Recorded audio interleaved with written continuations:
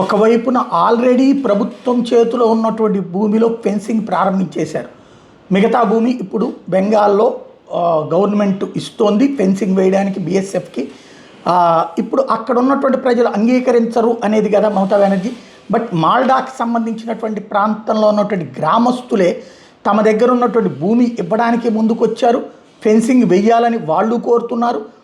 అక్కడ అవతల నుంచి వచ్చేటటువంటి వాళ్ళ వల్ల తీవ్ర ప్రాబ్లమ్స్ ఎదురవుతున్నాయి అన్నటువంటిది, మా సెక్యూరిటీకి ప్రాబ్లం అవుతుంది, మా స్టెబిలిటీకి ప్రాబ్లం అవుతుంది అన్నటువంటి విషయాన్ని వాళ్ళు ఒప్పుకున్నారు.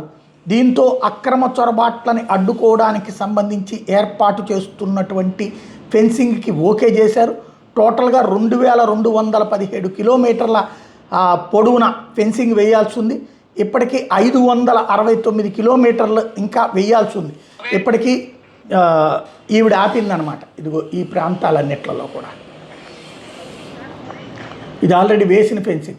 నిన్ననే బంగ్లాదేశ్ వాడు ఎవడో కారు కోత కూశాడు. ముళ్ళ కంపలను చూసి మేము భయపడమని. అంటే ఏంది అన్న వస్తాడేంటి ఇండియాలోకి? వస్తే ఊరుకుంటారా? ప్రస్తుతానికి ఇంతవరకు చొరబాటుదారుల్ని కాల్చట్లేదు అంతే. పాకిస్తాన్ వైపు అయితే కనుక కాల్చవతలు పడేస్తాం. ఇక భవిష్యత్తులో ఇట్టించి కూడా కాల్చవతలు పడేస్తాం. అప్పుడు ఎట్లా వస్తారో చూద్దాం.